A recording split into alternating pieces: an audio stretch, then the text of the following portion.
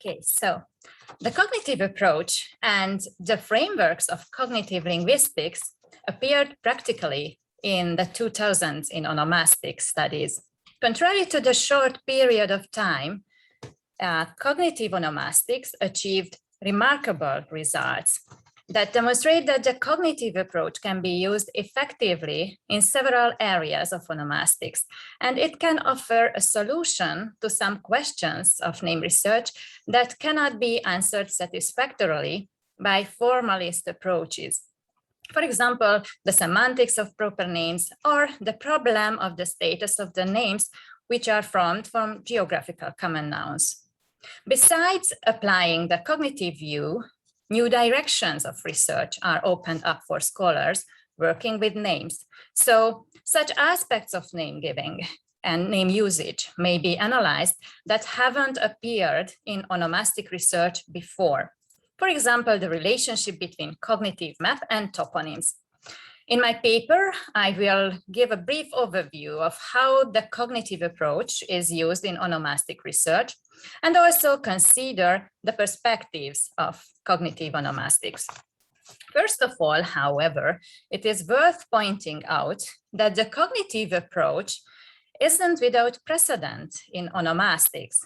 Name research, especially historical onomastics, has always been open to the approaches and results of other fields of linguistics and other disciplines, and has always tried to take into account extra linguistic factors in the explanation of linguistic elements.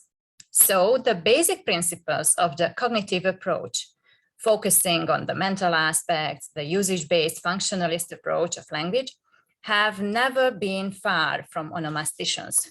For example, in the Hungarian name research, the psychological perspective can be traced back to the research of Lajos Lőrince, who tried to reconstruct the differences in the psychological situation related to the creation and the change of names. And it was 1947 when he published his research results. The gradual nature of name categories was also well known in the 12th century. And maybe you know that in Hungarian toponymy, István Hoffmann's toponym typology is the dominant model to describe the name corpus. And one of the essential points of this model and the analysis based on it is to explore the extra-linguistic factors of name giving. And in their explanations, they try to take into account not only social aspects, but also the features of human thinking, even if in some cases, the supposed knowledge of the name users is mixed up with the researcher's point of view. And mostly, there is no comprehensive model about the cognitive system and cognitive processes behind these explanations, but common sense psychology.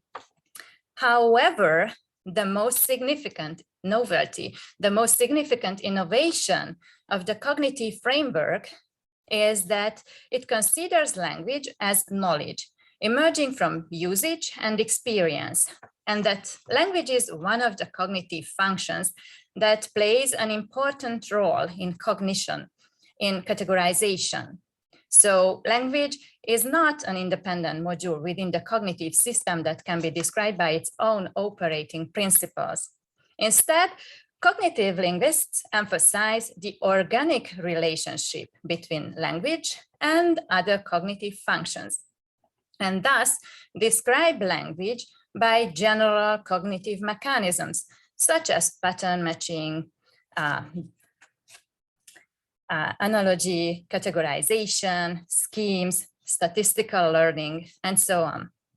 Consequently, the linguistic properties and cognitive features that were previously considered mainly as secondary or incidental factors in language, like prototypical categorization, the dynamism of semantics, the probabilistic nature of linguistic processes, and so on.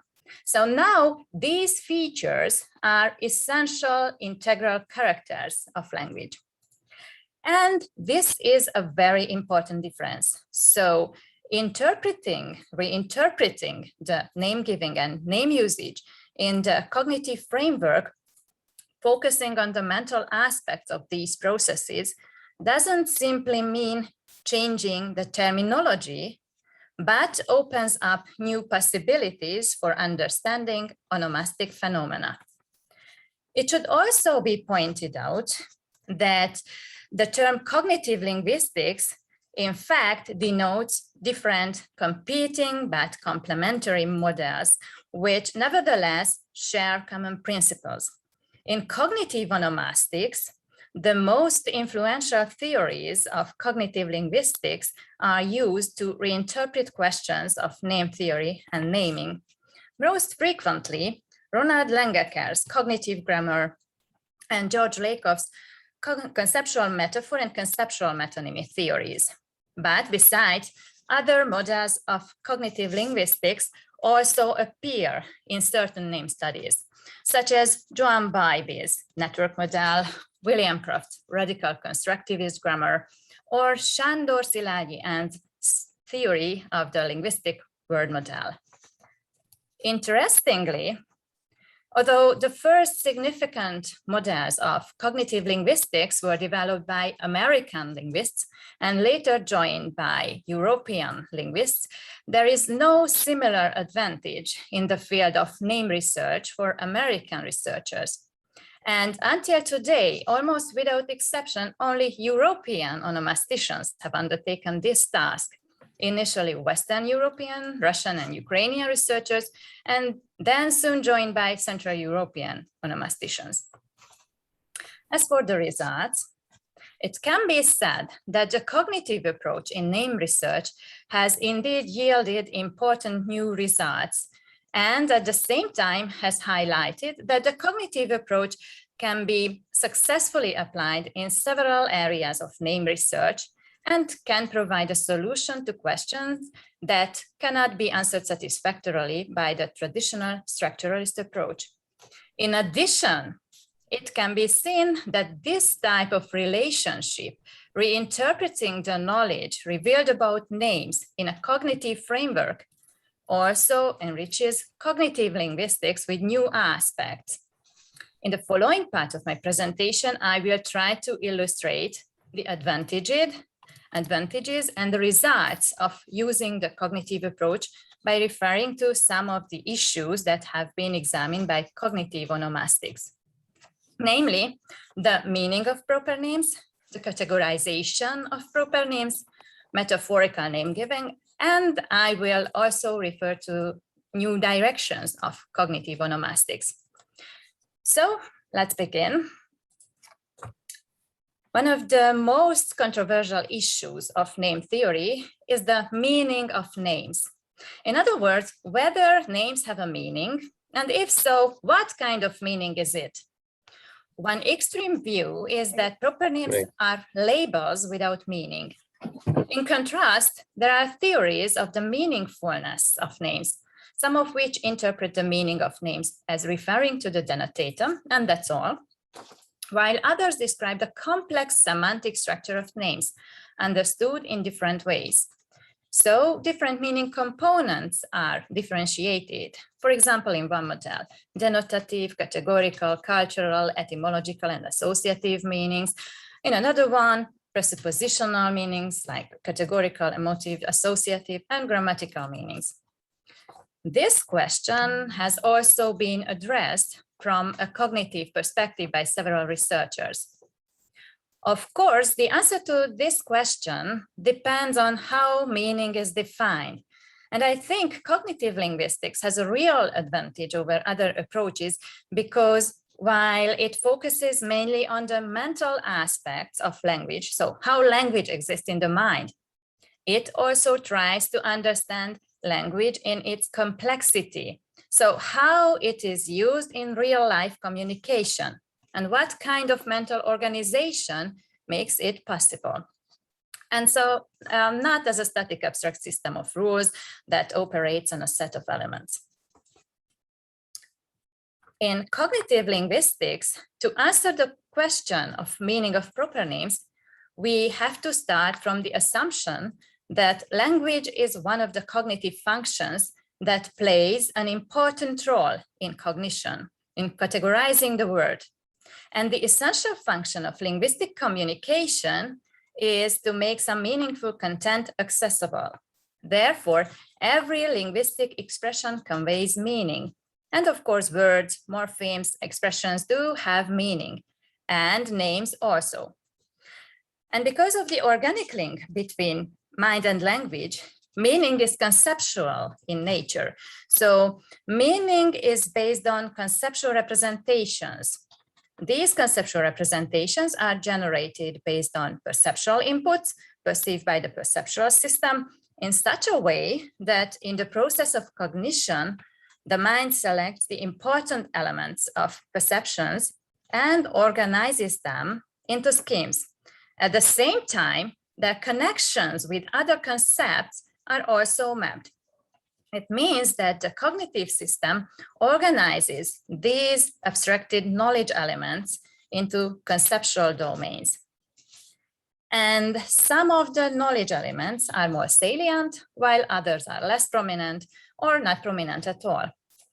Usually, these schematic conceptual representations function as meanings, the semantic pole, in an organic relationship with a phonological structure, the phonological pole. Therefore, there is no narrow linguistic meaning that is distinct from conceptual representation. Names also make some meaningful content accessible in communication, so they have a conceptual meaning, a complex semantic matrix as well, which, in addition to knowledge elements about the word form and word usage, also includes knowledge elements about the person, the place, so the referent in general, denoted by the name, as well as associations triggered by the referent and the name form. Quoting Olena Karpenko, names are part of language use, which exist in our mental system as onymic concepts. And the meaning of names can be either completely schematic or completely extended with many intermediate variations, depending on our experience and knowledge. To quote Gábor Tolcsai Nagy, the name Ernő Doknányi can obviously be interpreted as a proper name, a personal name, for all native Hungarian speakers. However, for many native Hungarian speakers, only this schematic meaning is activated by the name. While for classical music lovers, the name may have a much more elaborate meaning. Doknányi was a composer and pianist, the director of the Budapest Academy of Music. Even the representation of certain melodies may be part of the network. Similarly, the conceptual representation of place names includes both the image of the place, streets, buildings, and so on, our knowledge of its location, its relation to other places, events related to the place, our knowledge of the inhabitants, cultural kind of knowledge, and so on. For example, for Hungarian speakers, the name Eger activates the image of the town, the streets, the castle of Eger, the minaret, the concept of Eger wine, and the taste of Eger wine, but also historical knowledge, such as the siege of Eger Castle by the Turks in the 16th century, that is well known in the whole Hungarian society, or memories of the novel Eclipse of the Crescent Moon, which is about this historical event. Here I tried to illustrate how this name might be represented in my mind, actually. As you can see, it consists of quite a lot of conventional knowledge elements. It is a city, its location in northern Hungary, cultural knowledge about the history of the town, the well-known buildings, and so on, and also subjective memories about holidays and emotions and so on. While it also includes information about the form of the name, how it is used in different grammatical structures, such as Egerben, phonological similarities to other words, such as Eger, and so on. So the names are characterized by a complex conceptual semantic matrix emerging from experience, which can be characterized by both subjectivity and conventionality. And combined mind maps might help us to imagine how these knowledge are represented in the mind. Not the same, but they can help to imagine. So This matrix of proper name meaning is compatible with the denotative, categorical, cultural, etymological, and associative meanings used in onomastics. So the different components of the semantic matrix, the different knowledge elements of the conceptual representation can be described in this way as well. However, much controversy exists regarding categorical or basic level meaning. That is, while common nouns primarily denote a group of things, toponyms do not. Quoting Sándor Szilágyi, there are many people who are called Mariska, but they are called each of them separately and not as members of the category Mariska. Although we can obviously not expect the same kind of categorization of proper names as in the case of common nouns, which is often referred to as lexical meaning, there is a similar type reference that can be called categorical meaning in the case of proper names as well. From our previous experience of names, we know that certain forms of names are typically used to denote persons, members of certain groups, or even places, certain types of places, and so on. As Richard Coates puts it, these are expectations governed by real-world experiences or the fruit of repeated observations.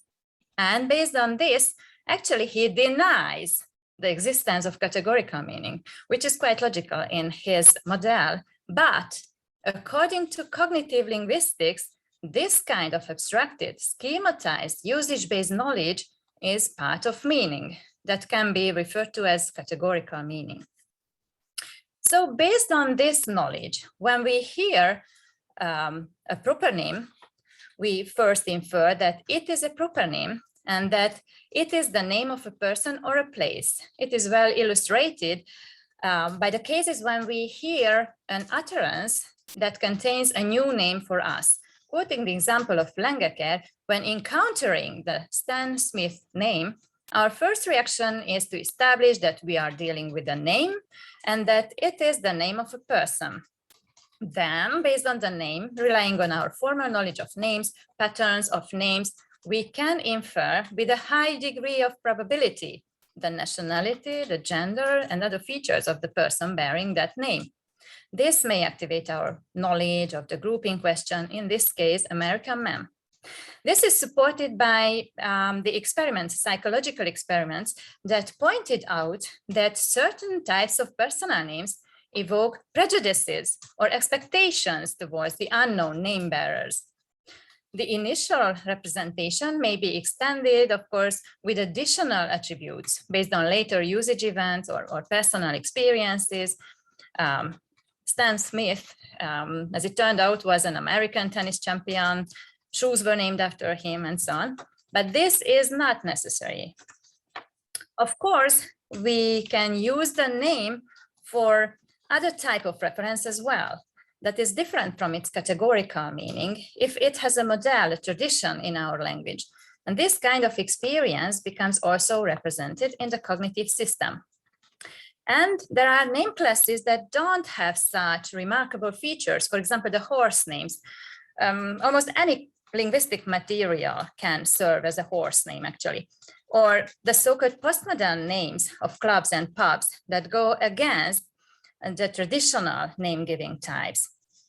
But it is, again, based on our schemes about names in general.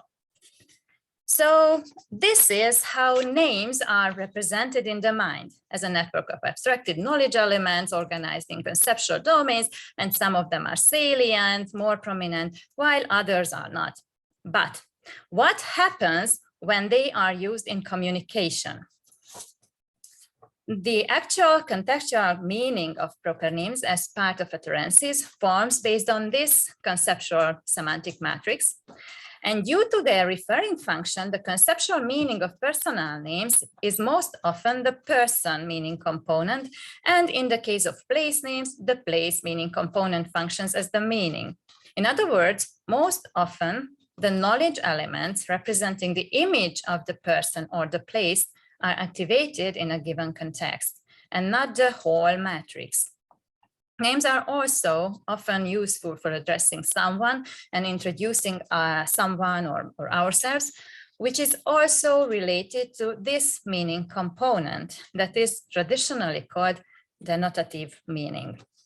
However, other meaning components may also come to the focus of attention in certain contexts, which explains the use of proper names in a non-prototypical, non-identifying function. In terms of cognitive linguistics, this is profiling or zone activation, actually. This means that linguistic expressions function in a similar way to perception. So during perception, we interpret an object in relation to its environment. This is the so-called figure background principle of Gestalt psychology. And in different situations, the same object can be interpreted and conceptualized differently, because in different contexts, their different aspects can come to the focus of attention, like in the case of that chair that can also be conceptualized by the child as a table or something else. Similarly, linguistic expressions evoke and activate a more general conceptual framework, background or base, and within this, they highlight a part. This is the profile. The same is true for the different meaning components of word meanings. For example, in sentences like, you know what Lily is like, the pronoun in different situations can refer to a variety of different features of that girl, depending on the formal knowledge of the speaker and listener. But in a certain communicative situation, a currently relevant characteristics gets priority over other features. Other cases of name usage can be described by more general metonymical schemes. For example, in sentences like faültetési lázban égett Sándorfalva a hétvégén, which literally means Sándorfalva had a tree planting fever over the weekend. There was tree planting over the whole weekend in that town. Or America doesn't want another Pearl Harbor. Or Paris introduced longer skirts this season. So in these sentences, it is not the most salient place meaning component of the toponyms that is activated, but in the first example, the residence meaning component. In the case of Pearl Harbor, the event knowledge component associated with the place, or Paris can be interpreted as the fashion capital of the world. So this is profiling, focusing on specific knowledge elements of the names that are the most relevant in the given context.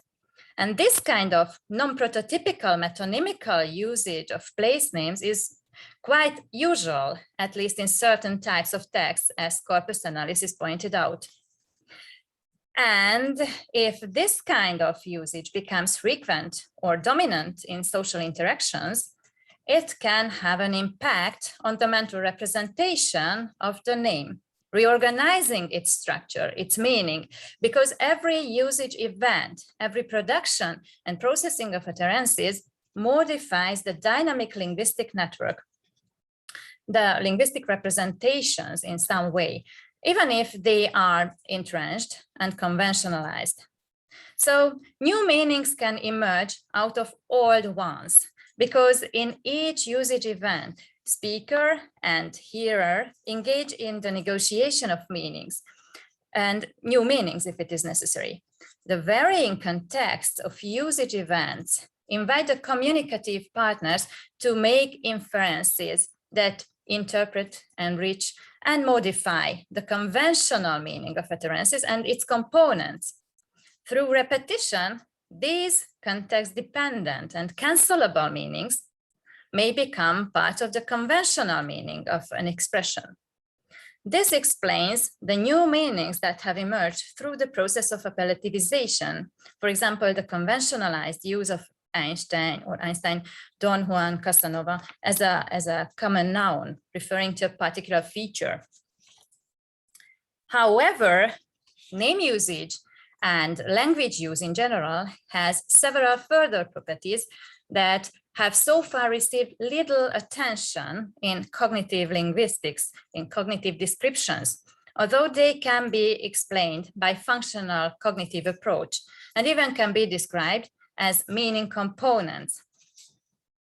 The social embeddedness of names, and the resulting social meanings of the different name variants cannot be ignored. The use of one of the different name variants, besides activating the related conceptual representation, also informs us about the social position of the speakers and their status within the group. So using certain name variant may express belonging to a group, a community, certain social groups, regions, and it also refers to relations within the group. So relations between the communicative partners or to the object of speech, just as we do with our choice between variants of any other linguistic element. For example, the Hajdú-Szoboszló settlement name in Eastern Hungary has numerous variants. Besides the official name form, which is Hajdú-Szoboszló, the locals usually prefer one of the informal variants, Szoboszló, Szobi, or Szob, so the shorter forms. And besides this, there are many other name variants in use within certain groups. For example, the Snoboszló name, which includes the word snob, is known and used within a youth subculture. The name variant expresses a negative attitude. The city didn't support the request for building a sports ground for extreme sports. Thus, the town administration came to be quite snobbish, as represented in the name itself. So the use of this name variant expresses a sense of belonging to this youth group, giving the name. Such a social function of proper names is also present in everyday situations. So, for example, by calling someone we have just met, Mr. Kovács or Mr. Smith or Peter, we express our relationship and our own identity differently. Cognitive linguistics only partly covers this type of identity indicating function of words and names with the concept of perspective. The perspective means that the meaning of words can inherently convey a point of view. But social meaning is something different. However, all these knowledge elements can be incorporated into the meaning matrix and word representation of cognitive linguistics. To this, the new communication-centered usage-based perspective and the new cognitive sociolinguistic research provide good possibilities, and also for interpreting further social aspects of naming in a cognitive framework. So, as you can see, the cognitive framework provides a good approach to the meaning of proper names, while onomastics can also draw attention to some basically neglected features of language use. The relationship between proper names and common nouns is also disputed, and we can find quite extreme conclusions in the linguistic literature. For example, questioning the belonging of the proper name category to the linguistic system, which might sound nonsense, but it is an existing opinion. According to the cognitive approach, in our mental system, the words are organized into networks of word categories based on their conceptual similarities and their recognized similarities in form, usage, and so on. But these are not a priori categories. They are not pre-given, but emerge as the person, actually the child, constructs language. So during language acquisition, so children build up a network of constructions in which during development, the form meaning mappings, the linguistic units, the word representations become more interconnected along more dimensions. For example, based on pragmatic, conceptual, or semantic, form-based, sound-based features. And so different kinds of networks emerge. And one aspect is word classes. And proper names, since they have many of the same properties as common nouns, can be considered elements of a larger category, the category of nouns. Because proper names also denote things, usually discrete physical objects, and names can be used in the same linguistic structure as common nouns. But names have specific features as well compared to common nouns, because they are linguistic elements in which there is both a reference to the type and at the same time a reference to the individual.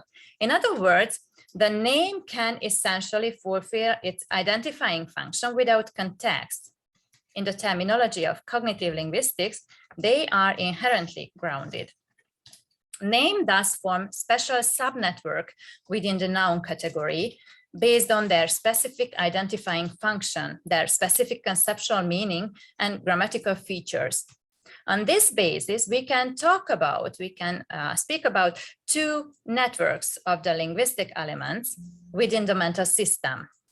So beside the common noun subnetwork, which has a lexical meaning, we can also identify a proprial subnetwork, the Onomasticon.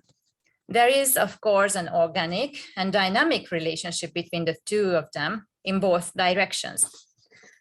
The Onomasticon itself can be described as an inherently structured, multidimensional network as well, within which further subcategories emerge along different aspects, primarily according to the type of reference. So based on conceptual semantic categories, because again, language is a way of expressing cognitive categories. So we can talk about personal names, place names, names of animals, brand names, and so on. And these categories may have specific grammatical features in each language or language variety. And there is an essential characteristic of this model, the whole cognitive system, and within that, the whole network of the Onomasticon is organized prototypically. This influences both at the level of categories and at the level of the elements of categories. Thus, within the Onomasticon, there are prototypical name categories. Without any doubt, personal names and place names are among them, because distinguishing and denoting group mates is a fundamental behavioral trait of human species. And spatiality associated with passive objects, places, is also a fundamental category of human thinking according to etology. Hence, the two basic classes of proper names, personal names and place names, are presumably linguistic and anthropological universals, while brand names, for example, are represented on the boundaries between the common nouns and proper name networks. They denote a product and categorize it into a class, or from the other perspective, they denote the class and each sample of this class. It means that in the representation of brand names, the type meaning component could be considered more prevalent, and it makes them similar to common nouns. On the other hand, because of the singleness and naming procedure of the naming act, they are also close to proper names. But there are also some types of place names that are transitional to common nouns as well. For example, the designations identical with geographical common nouns. Besides, the internal organization of each category is also prototypical. So there are prototypical personal names and place names within it.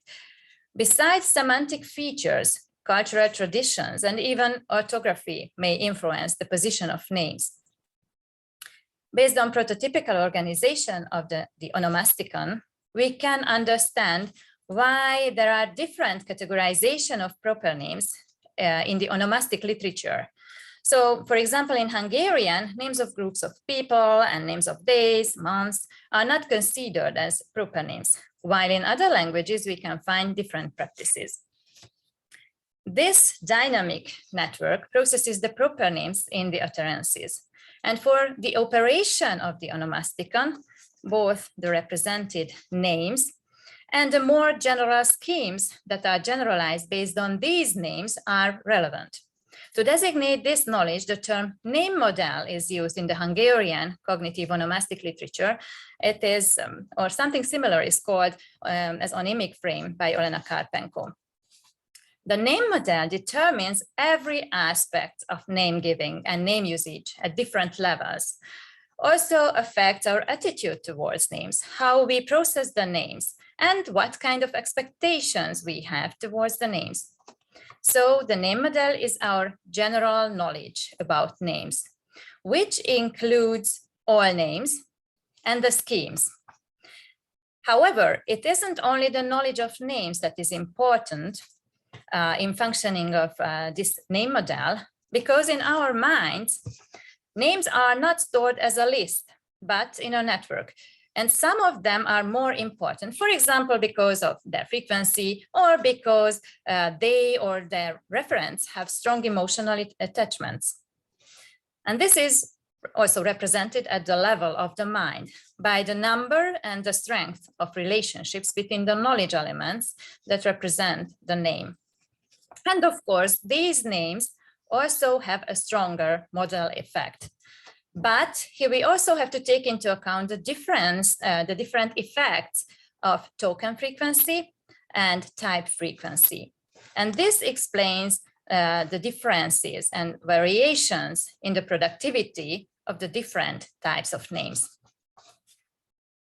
The mental representation of names and their specific functionality can also be well described by the concept of linguistic unit in cognitive linguistics.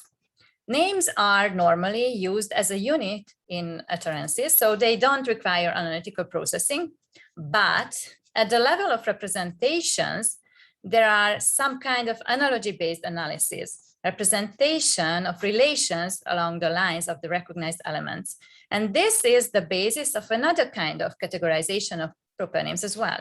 So according to cognitive linguistics, actual tokens are used in memory, but the internal structure is derivable from sets of connections made between words, names that have related parts or recognized similarities.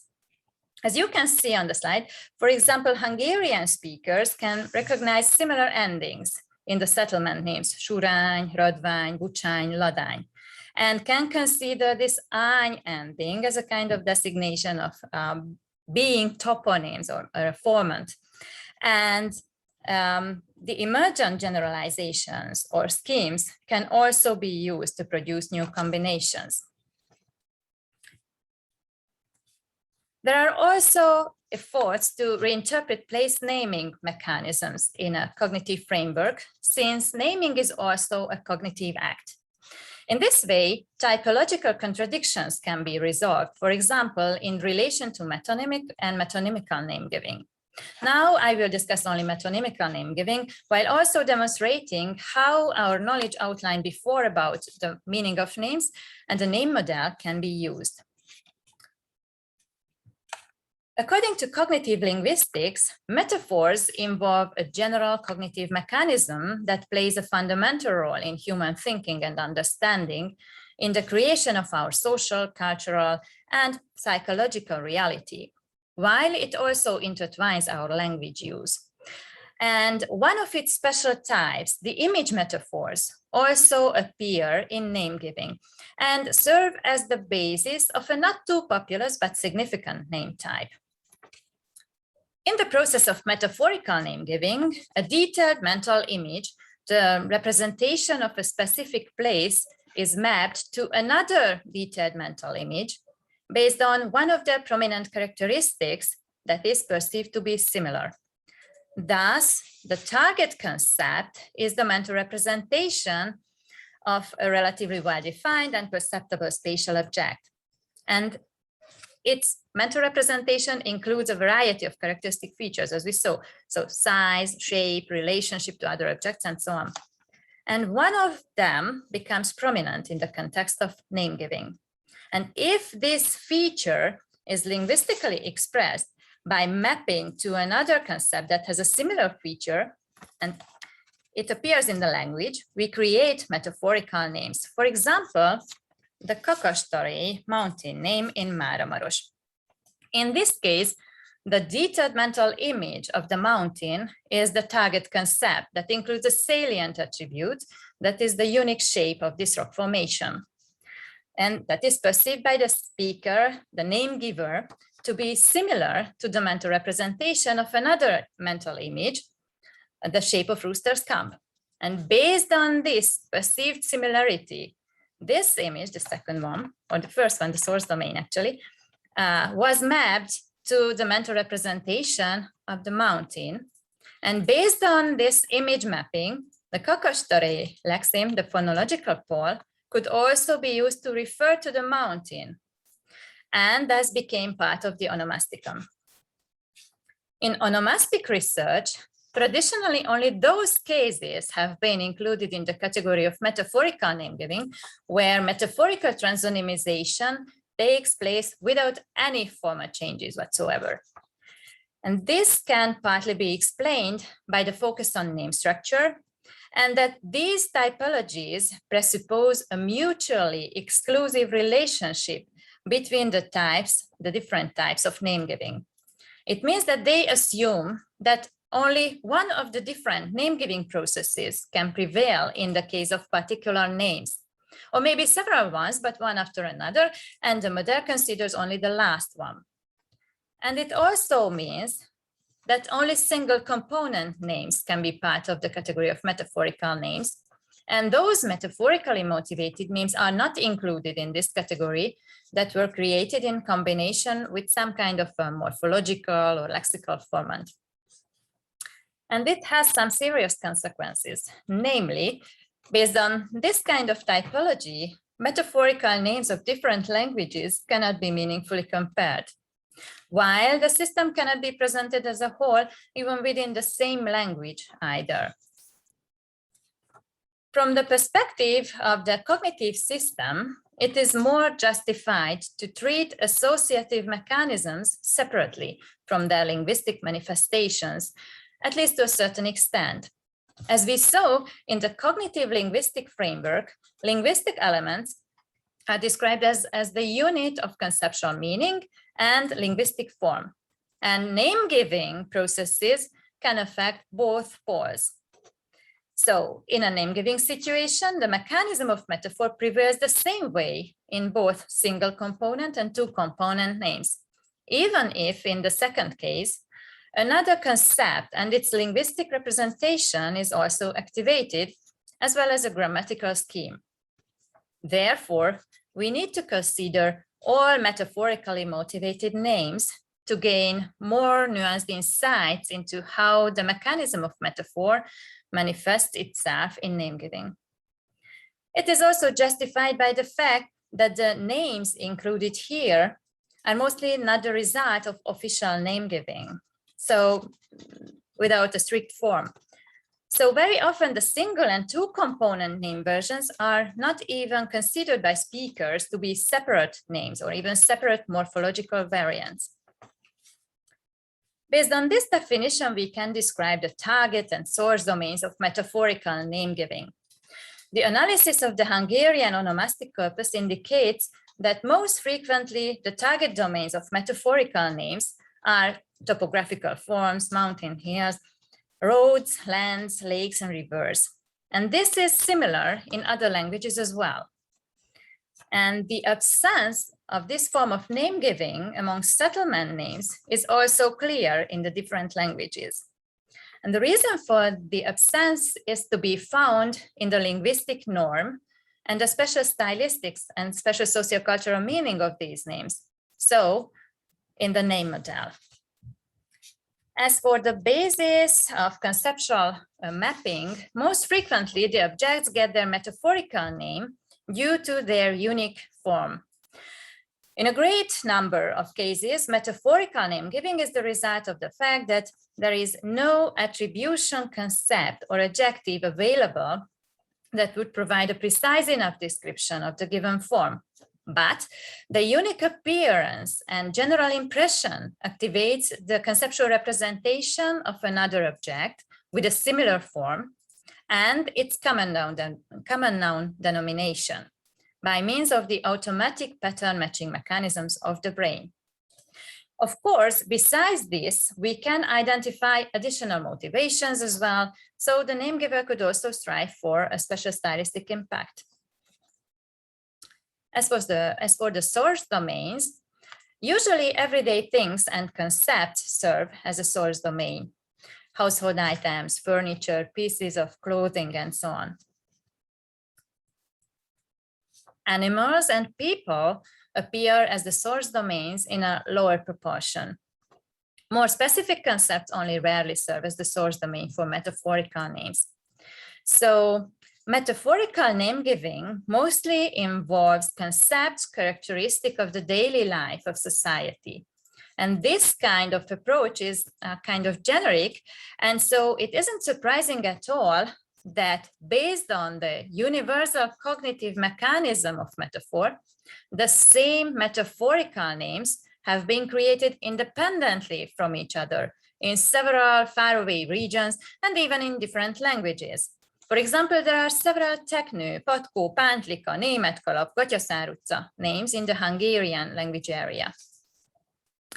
However, these names still stand out from the list of typical names that directly describe the features of the places, or names based on metonymic schemes, or that of non-transparent names, because the use of concepts of everyday life in names is unusual. And the unusualness and the violation of norms create a special stylistic impact. We also have to refer to a special subcategory within the group of metaphorical names, in which the conceptual representation of another unique object serves as the source domain of the mechanism. In this case, an already existing toponym is used to denote another place based on a feature that is perceived to be shared by the two places. This form of name giving can be explained by the complex semantic structure of names. So the representation of the place and the conventional conceptual meaning of the toponym includes such historical, geographical, cultural, and social information that can also be applied to other places. For example, in the conventional conceptual content of the name Siberia or Siberia, the concept of coldness is a salient component. And the name can be practically interpreted as the symbol or the synonym of coldness. Thus, these kind of names may be used to express the identical or similar attribute of other referents. That's why we have several places called Siberia or Chicago, Kana, Jericho, and so on in the Hungarian language area. By using the cognitive approach, we can also infer to the age of this form of name giving. The problem is that we have examples for metaphorical names mostly only from contemporary toponym collections, and the time of their creation is typically hard to define. And only a few names can be included in this category from the historical onomastic corpus. And even these are rather uncertain. And the reasons for this are partly the difficulties in establishing the etymology. However, the linguistic norm of speakers may be even more important in this respect, together with the special stylistic content and unique social meaning of a large part of metaphorical names. The experience in toponym collection indicates that the use of these toponyms is avoided by speakers in formal situations, because these are not necessarily considered to be good names. These are funny names, playful names, and not good official names. This is also possible with regard to older times. When preparing documents in the past, either the name users themselves or those who created the documents didn't consider such names to be serious or official enough to be included. And still, it's clear that this is an old ancient name type, because it is based on such a general cognitive mechanism that is probably the same age as humanity. And this is supported by the fact that metaphorical name giving is also present within traditional societies. So we can conclude that this approach could be present since the appearance of proper names and could impact name giving in the given communicative situation. By applying the cognitive approach, new aspects of name usage can also be investigated. The acquisition of names is an important issue, both for psycholinguistics and for onomastics, but only certain aspects of it have been addressed in psycholinguistic studies and nothing in onomastics. There have been several studies on the acquisition of personal names, but there is a striking lack of research on the acquisition of place names in early childhood. In this context, I have followed 2 young children learning of place names over a year to reveal the characteristics of the beginning of this process. This is not a typical cognitive linguistic research topic, actually, but it does provide some insights into how place name representations are constructed and how they develop at the beginning of this process. The study shows, among others, that early place name meanings are characterized by undergeneralization, if we use that perspective, but actually, we can see that place name meaning is in fact a subjective meaning constructed from children's own limited knowledge. They only map their own experiences to the phonological pole. For example, Lily, the girl on the picture, used the word Debrecen to refer to our own apartment for quite a long time. In addition, at this age, there is still a very close link between places and persons.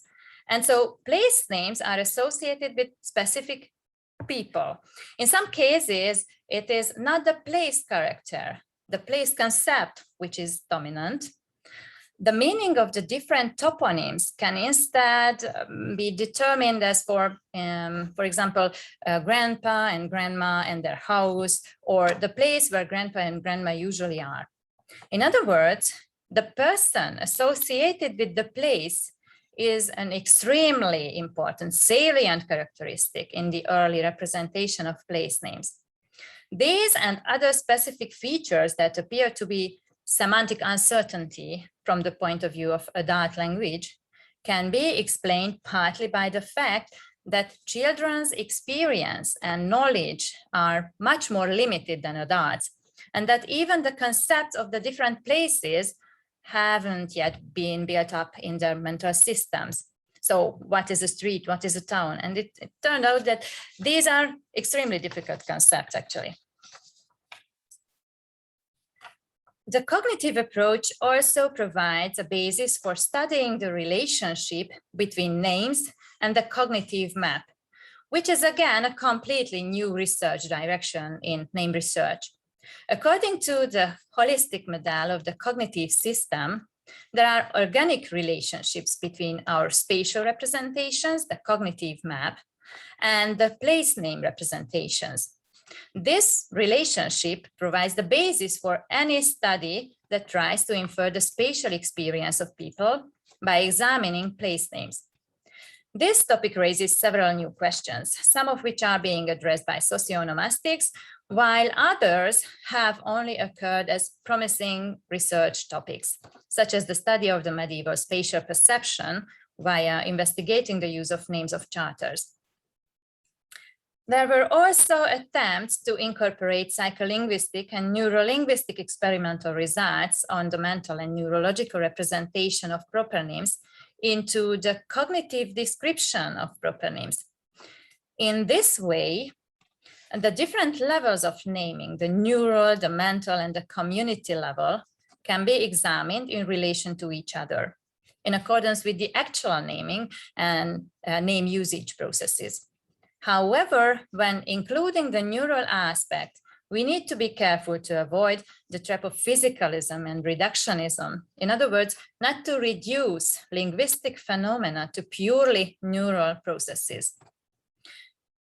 I hope that the topics and directions of research mentioned show that the interpretation of names and naming in a cognitive framework has a lot of potential, and that it will broaden the knowledge of both onomastics and cognitive linguistics and extend their boundaries.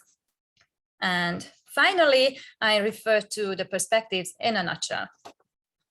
Recent developments in cognitive linguistics can further strengthen the link between cognitive linguistics and onomastics and provide new opportunities for cognitive onomastics. The first steps, as I mentioned, have been taken to seek links with sociolinguistics. Similarly, cognitive linguists strive to find a link with historical linguistics. In other words, to reinterpret linguistic changes in meaning, grammaticalization, frequency, and productivity. So they try to reinterpret linguistic changes as usage-based cognitive mechanisms. And this expansion of cognitive linguistics promises a cognitive linguistic framework that can incorporate the results of the research on historical onomastics, etymology, as well as socio-onomastics. In this way, we will be able to understand the different aspects of naming as part of the cognitive system and also at the level of social groups in a single linguistic framework. And thank you for your attention.